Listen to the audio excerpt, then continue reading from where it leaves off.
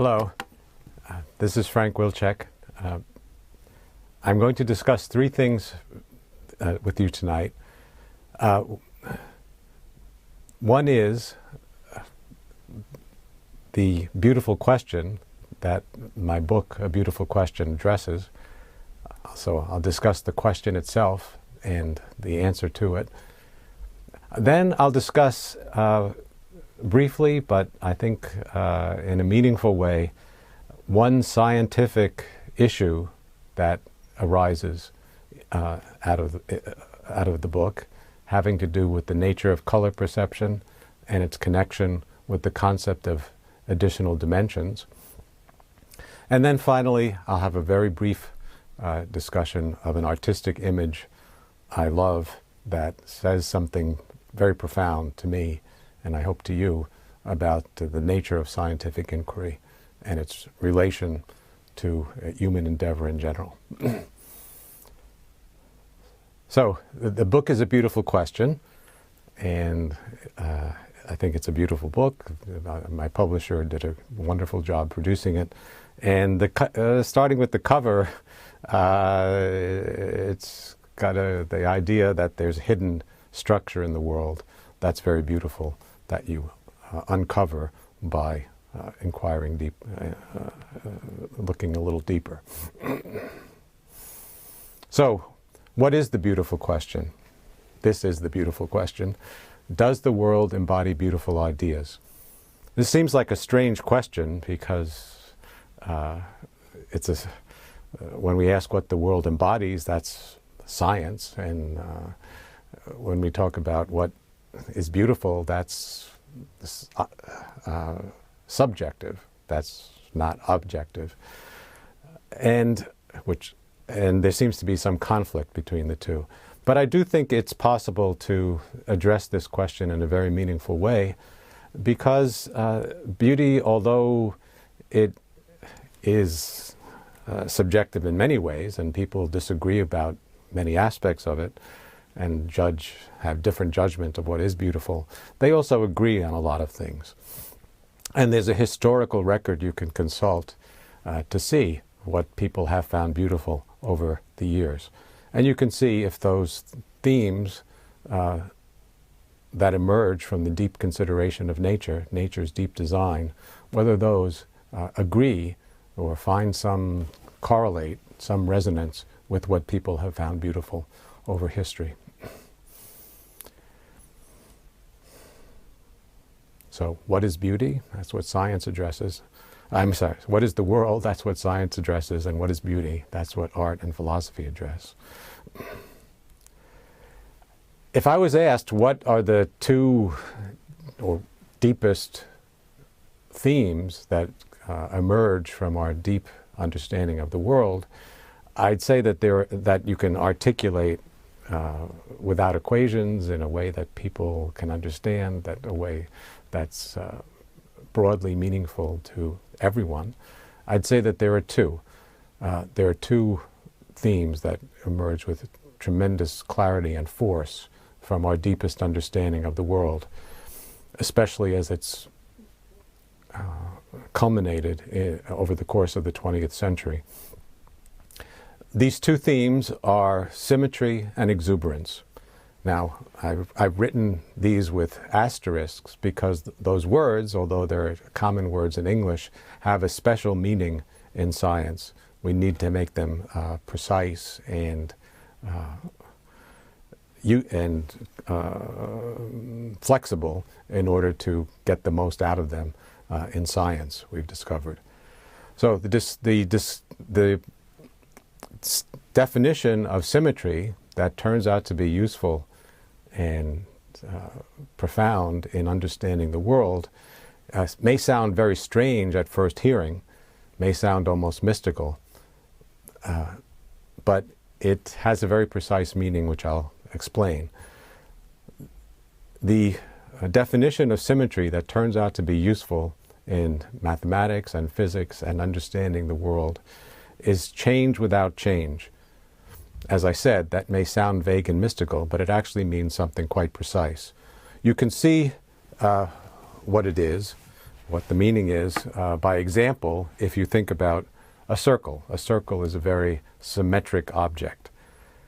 What makes it symmetric? Well, if you take a circle and rotate it around its center through any angle, every point on the outside will move, but the circle as a whole will retain its form. So you made a transformation that could have changed the object, the circle, but in fact doesn't. There's a change that you can make without change. And if you think about it, that's what makes the circle a very special, highly symmetric object. If you took an equilateral triangle instead and rotated it around its center, a small rotation would change it into a different shape, would be differently oriented. You have to rotate it all the way through 120 degrees, a third of the way around, until it comes back to itself. So it still has some symmetry if it's an equilateral triangle, but less symmetry than a circle. A square has a little bit more symmetry. You can rotate through 1/4 of a full rotation, and so forth. And this seemingly, at first sight, mystical notion of change without change corresponds to the notion of symmetry that's intuitive and in common use, but is more precise. It's also more flexible because we can apply it not only to the shapes of objects, but to things like the form of physical laws or to equations. So, for example,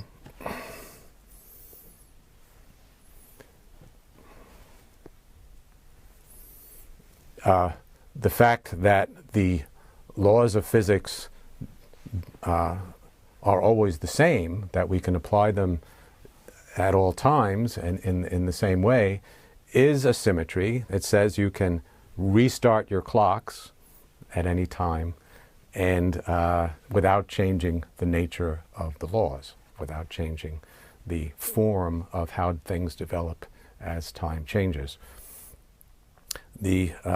Similarly, the idea that the laws are the same everywhere in the universe is a statement of symmetry. It's that you can change your position in space without changing the laws that govern the behavior you'll observe. Symmetry is a great theme, as I'll show you, as I'll exemplify in the world's art, especially in decorative art. And it also had an enormous revolutionary development that both spurred a renaissance, the Italian Renaissance in visual art, but also contributed to science in the development of perspective. And I'll discuss how perspective can be regarded as a symmetry. Exuberance, the other great theme that emerges, is harder to define exactly, but it's the sort of thing where you know it when you see it.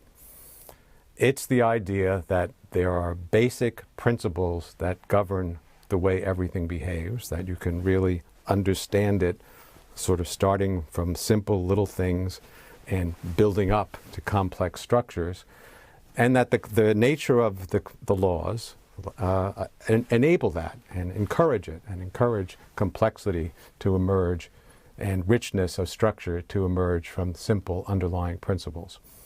That's what I call nature's exuberance. Examples are, we can write down in a few lines the equations that govern chemistry. The equation, it's the Schrödinger equation. Yet those equations, when you unfold their consequences and apply them to a few simple ingredients, electrons and atomic nuclei, give us the whole rich world of materials and biochemistry and chemistry in general. The genetic code, famously, is based on 4 letters strung together and encodes very, very rich messages about how to make organisms and human beings in that form. I'll show you momentarily pictures that speak louder than words, in a sense, showing how emergent complexity comes from simple laws in the world of natural architecture. So let's move from the talk to examples. So I mentioned symmetry, and symmetry as an example of perspective. Perspective as an example of symmetry. What is perspective in the artistic sense? Perspective is the art and science, it is a science, of how to reproduce the actual look of things to an observer from a particular place on a two-dimensional canvas. The exact way you do that is subject to geometric laws. It's the laws of projective geometry that were discovered by Brunelleschi around the year 1410. This discovery, in a very short amount of time, powered a revolution in art. A few years later, you can see pictures like this one, this masterpiece of Perugino, which in many ways is an exercise in perspective. You see these grid lines showing the town square around, laid out in tiled by equal squares.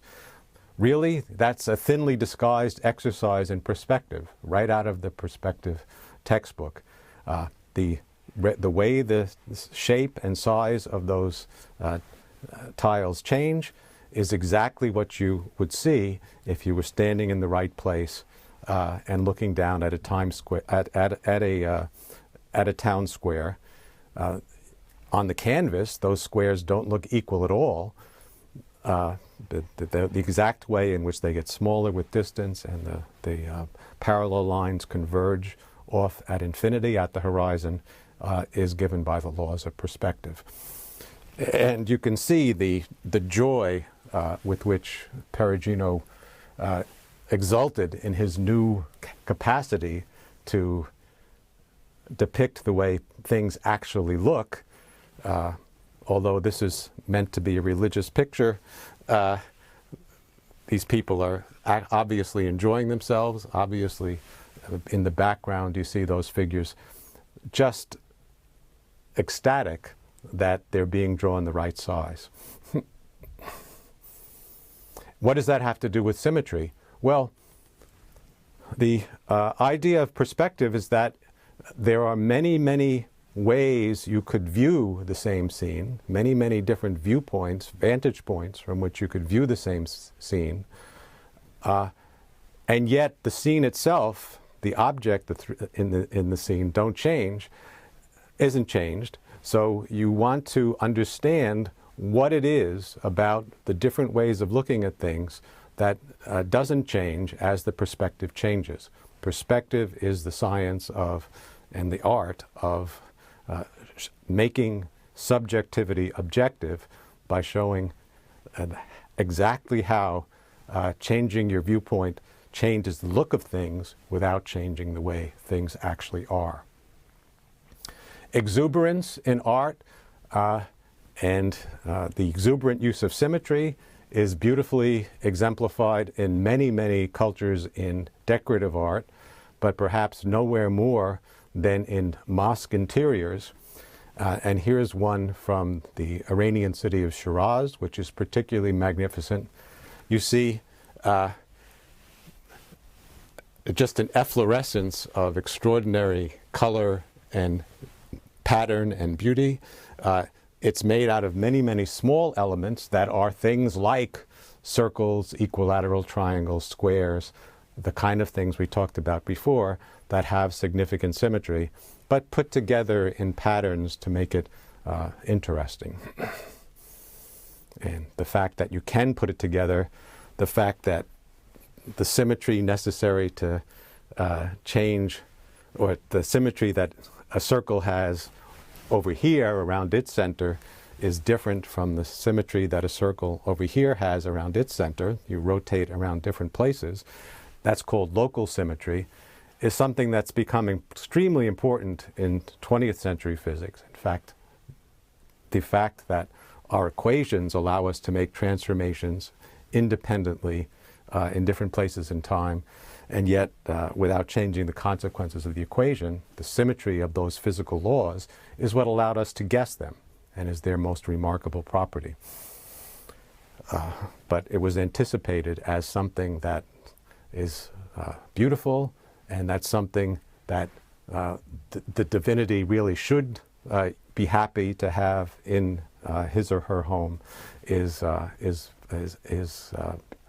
wonderfully exemplified in this and many other mosque interiors and designs.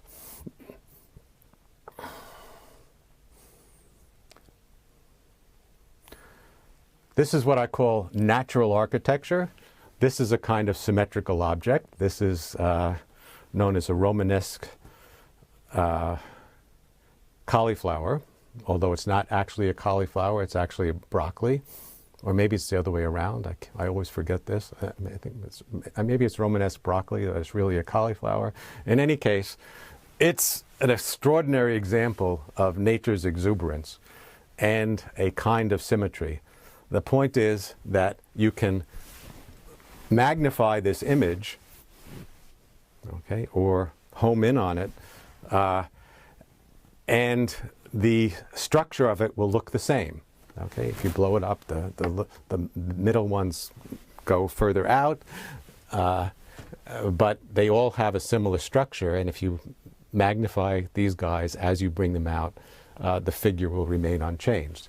This is what's called scale invariance, and this is a fractal. So it's an advanced mathematical concept that was only really appreciated in the late 20th century, and human artists have exploited it since to make designs and striking objects based on the mathematics of fractals. But here is nature, in fact, not one of nature's most intelligent creatures, anticipating that. How does something as stupid as a Romanesque broccoli know about fractals and know how to make such beautiful, exuberant patterns? Well, stupidity is actually the key.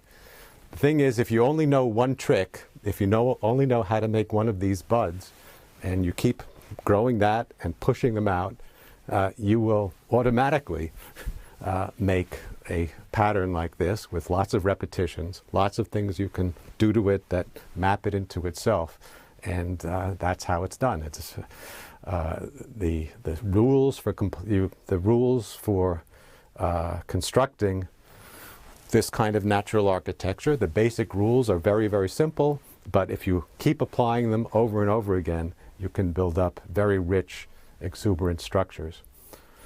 Similarly, trees. Trees are extremely unintelligent, but the one trick they know very well, they know how to grow things from branches, and you can keep doing it. This one, after a long time, gets thicker and is related to this one, or actually in time, the tree just does things on smaller and smaller scales, and it applies the same rules, starting with small guys, letting them grow, they become big, then you start all over again with small ones that become big and branch out, and eventually you build the beautiful pattern of a tree that we're so familiar with, that's very intricate, that has this kind of exuberance and this kind of scale invariance again, that if you take a small part, well, that looks like a tree too, just a little tree.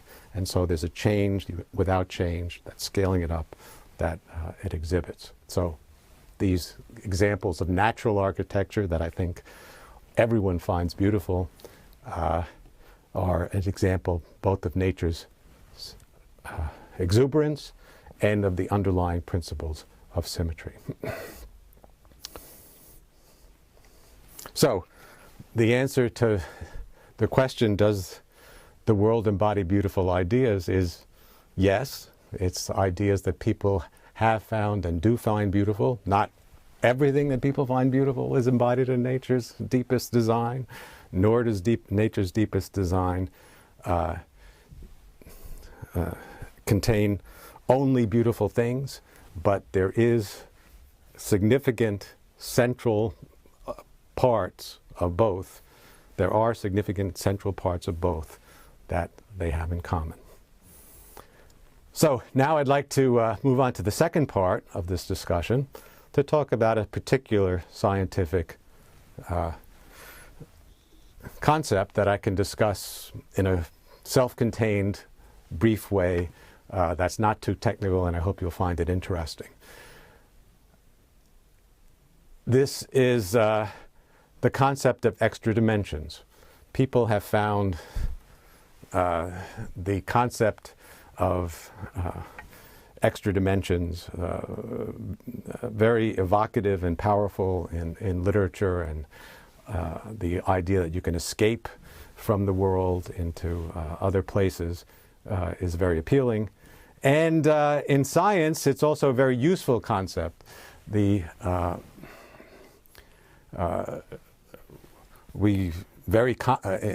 our everyday work, we work with spaces of very high dimension. We just arrays of numbers define spaces of high dimension, and it's useful to think of space and time as being part of the same entity of space, a four-dimensional structure. In speculative theories of physics, we think maybe there are extra dimensions that are folded up and give rise to the deep structure of particles we see, and so forth. So we have many uses for the concept of extra dimensions. However, although they're attractive objects for fantasy and useful objects in an abstract way in scientific work, they seem like kind of remote from everyday experience and intuition. So wouldn't it be nice if we could actually experience extra dimensions? Right? You can think of the opposite. If there were some poor creature confined to flat land, to a two-dimensional space, that creature would be missing out on a lot. So, well, I want to show you that we can and we do.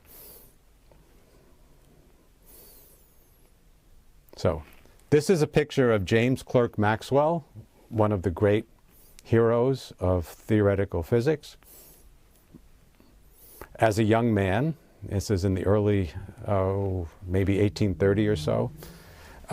In those days, it was quite a difficult process to take a photograph. It took long exposures. You had to sit there still for a long time. And so there are very few photographs from those days. And people thought very seriously about how they wanted to look and present themselves in such photos. So this is obviously how Maxwell wanted to present himself. And he looks dignified. He looks also like he's well dressed. He looks like he has he's conveying a character of kind of intelligence and maybe an impish hint of an impish smile. But the thing that's catches your eye, if you think about it, if you look at it a little more carefully, is this strange thing he's holding. Why is he holding this strange toy? Well, that toy is actually a powerful scientific instrument that Maxwell used to elucidate the nature of our perception of color. It's what he called a color top. And the principle of the thing is shown here. You see there are two rings with different colored papers. You can't see the colors in the black and white picture very clearly, of course, but that's what it is. And a typical configuration, which in fact is basically the configuration here, is you would have in one band a yellow strip of paper, and in another band green and red.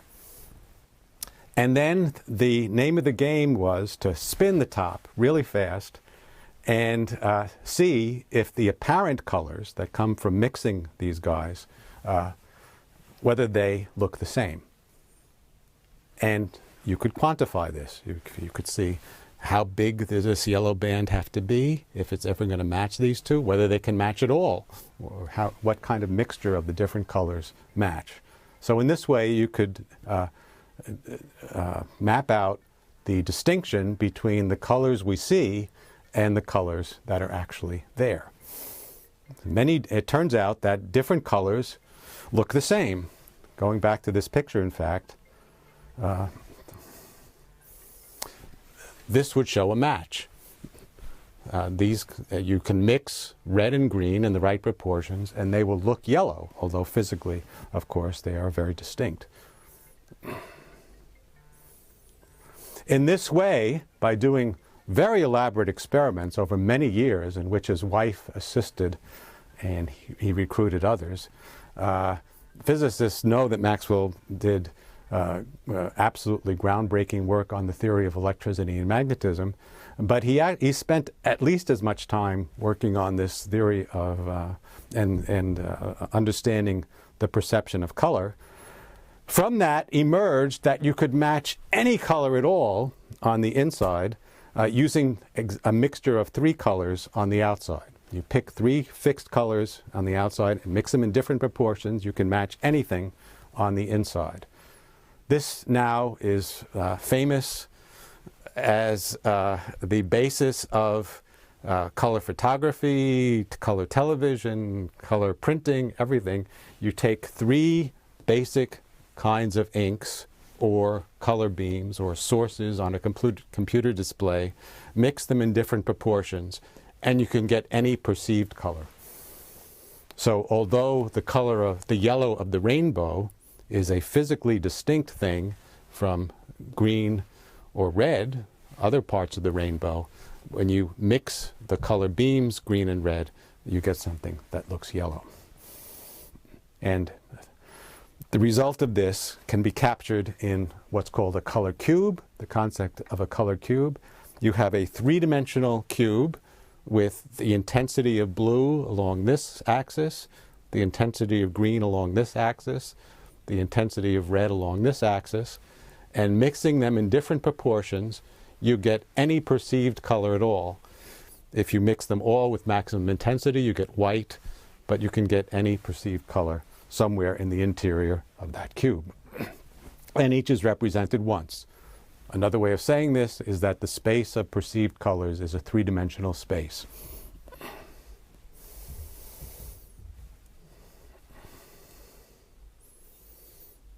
So that's the color cube.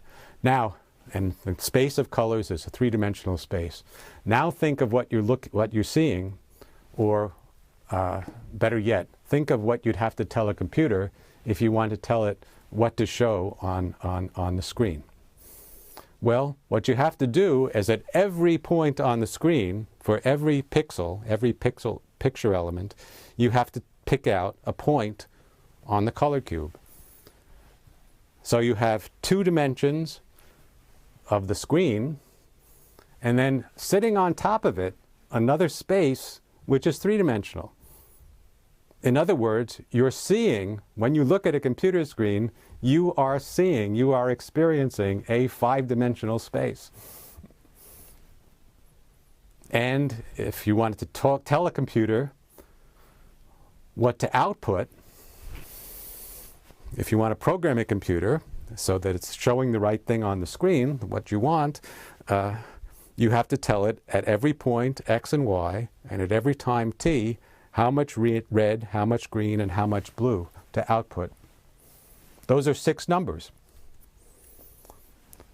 In the internal representation, those 6 numbers all look like kind of the same thing. They're just 6 different numbers, positions, times, and 3 different intensities. So it looks like 5 things on the same footing, a 5-dimensional space, and one time you're seeing a 6-dimensional space-time. So the answer to the question is, what would it be like to experience extra dimensions? Is you're looking at it. Artists have intuited and played with this idea of a color space. especially Monet and the Impressionists, did a lot of very striking work where they would just change the natural colors at different places in different ways to make things that are faithful in space, but in physical space, but rotated around in color space. So toying with the idea of rotating or distorting that color cube.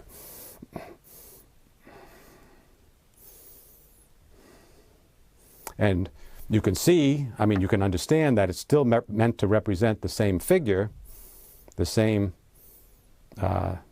human portrait, and the fact that you can change the colors without changing the underlying object being depicted is an example of local symmetry, a change that you can make without change. Okay, so finally, I'd like very briefly to share with you an image that I particularly love and that appears at the end of the book with it, that sort of brings together many of the themes about what the deep message of science is and what it means in human terms. This is a picture by Caravaggio. It's called The Incredulity of St. Thomas. Most of you probably are familiar with the story of St. Thomas. After the story goes, after the resurrection, Jesus walked the earth and appeared to different disciples, and some of them reported to Thomas, who was another of the disciples, that they had seen Jesus, but Thomas didn't believe it. He's now known as Doubting Thomas. He said, until I can touch the wounds and see the body, I won't believe it. Then, a few days later, Thomas got his chance, and Jesus said, Thomas, you can touch, you can see me, and now you'll believe. Blessed are those who do not see and yet believe. Caravaggio has, I think, in this picture, a different message. You can see that Thomas is a happy man, and he's really looking. So his doubts are resolved. But he's getting a more fulfilling experience than he would have had if he just believed it abstractly without insisting on actually seeing the evidence. And Jesus himself is being very patient here. He's allowing this rather invasive, intrusive inspection. To me, this is expressing the idea that nature, the divinity, whatever you like, welcomes our investigation. So the way I would phrase the message of this is, blessed are those who believe what they see. Okay. So thank you. I hope you've enjoyed this little discussion and brief recapitulation of some of the major themes in A Beautiful Question. Thank you.